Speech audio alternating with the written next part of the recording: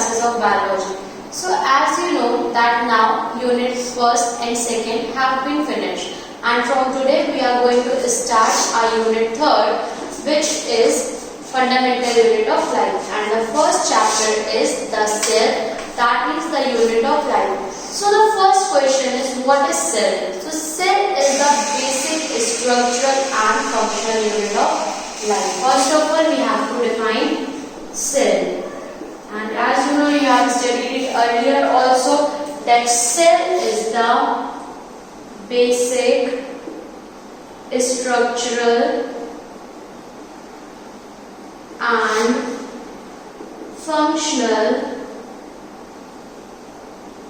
unit of life.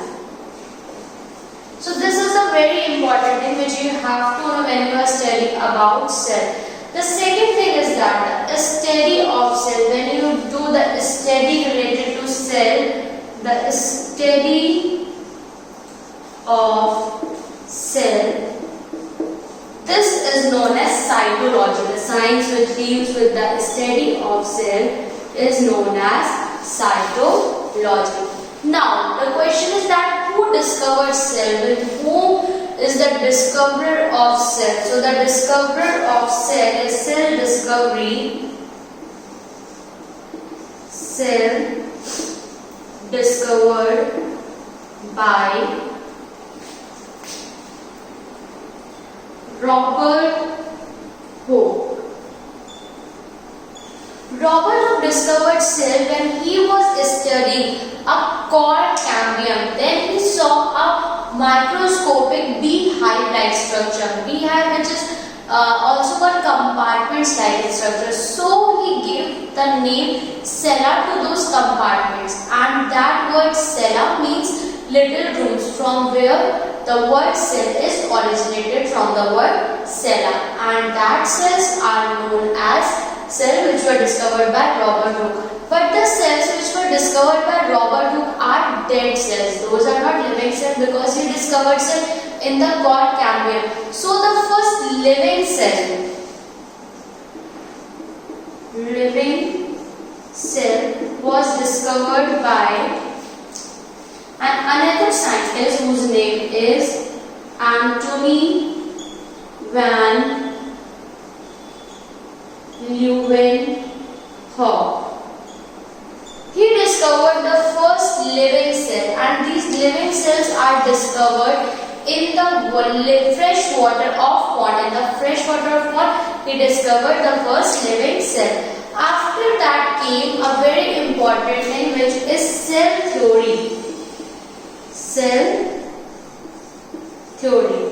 This cell theory is given by Schleiden and Schwann. The cell theory is proposed or given by Schleiden and Schwann. In this Schleiden and Schwann, one was the botanist, that means one who was studying about plants, and the other one was zoologist, that means the one who was studying about animals.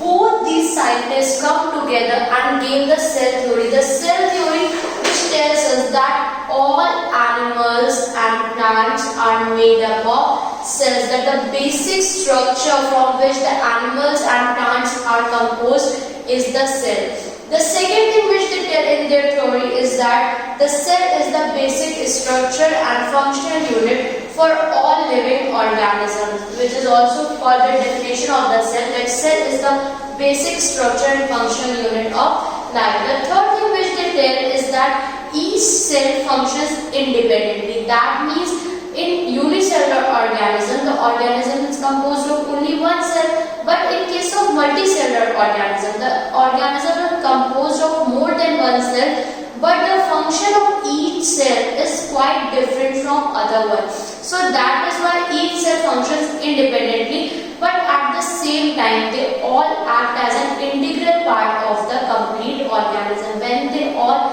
combine together, then only the formation of organism takes place. And the last thing which they tell is that new cells arise by a process of the crystal formation. That new cells came from crystal formation only. After that came Rudolf Virchow, who set a crucial role which is called vessel of living matter. He told another theories, another principle. He was the one who gave modern cell theory. After these things, that cell theory, discovery of dead cells, discovery of living cells, there came another theory which was given by Rudolf Virchow. He suggested modern cell theory. The modern cell theory, which is little bit similar and little bit dissimilar from the previous theory. In the modern cell theory, he told us that all organisms are composed of one or more cells. That means there is none of organism which is composed without a cell. That means all organisms are composed of, if they are unicellular, they are composed of a single cell. If they are multicellular, they are composed of more than one type of cells. And the second thing which he told is that cells are the basic living units within organism, and the chemical reaction of life takes place within the cell. That cell is the living unit, and all other reactions which are necessary for the life are all taking place inside the cell only.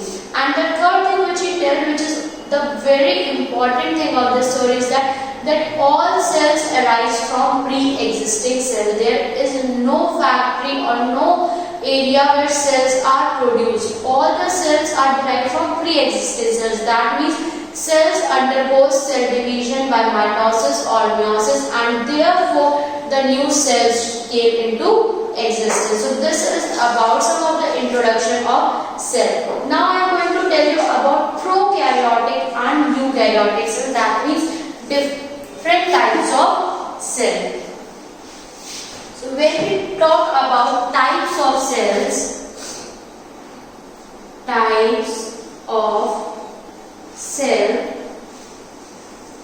two types came into our mind. Number first is prokaryotic and second one is eukaryotic.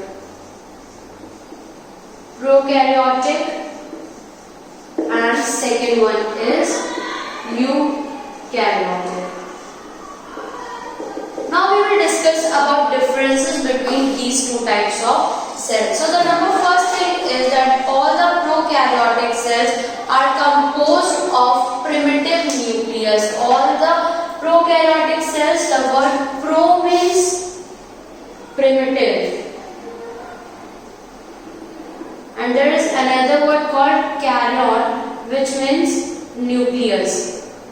So these organisms are composed of primitive, or we can say no nucleus, and the word U means true, and again karyon means nucleus. So these organisms are composed of true nucleus. So eukaryotic cells are those cells in which nucleus is absent or either primitive nucleus is present, but in case of eukaryotic cells, true nucleus is present. Second thing, nuclear body. When incipient nucleus is present, no other cell organelle, that is no other parts of nucleus is present. That means nucleus, the very important thing, is incipient in them, and in this case nucleus is present. This is the major difference between these two organisms. The second difference is the difference of mitosis. That in prokaryotic cells, no mitosis takes place. There is no cell division, and in this case mitosis is completely present. That means these cells can divide by the process of mitosis, and these cannot divide by the process of mitosis. In this case, mitochondria is also present.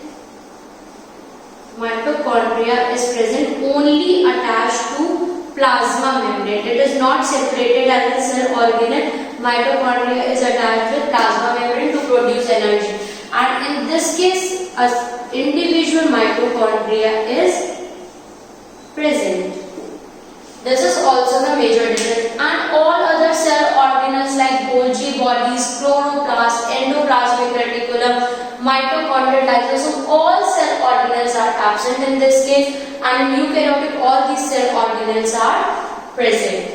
After that, ribosomes. In this case 70S type of ribosome are present, and in this case 80S type of ribosomes are present. As we all know that ribosomes are of two types. So in this case 70S type, and in that case 80S type of ribosome is present. Cell wall is generally present, and in that case cell wall is present, but in some cases like in animal cell wall is absent. Flagella is also present in that and absent in that case. Cytoplasmic movements are different in both the organisms. Vacuoles are absent in prokaryotic cells, but vacuoles are present in eukaryotic cells. And other structure like lysosome is also absent in this, and lysosome are present in eukaryotic cell. Capsule may or may not be present, but in eukaryotic cell capsule is always present. In this case DNA, which is the most important thing, DNA is circular, and in this case the DNA is linear. So these are some of the differences which is present between prokaryotic and eukaryotic cells.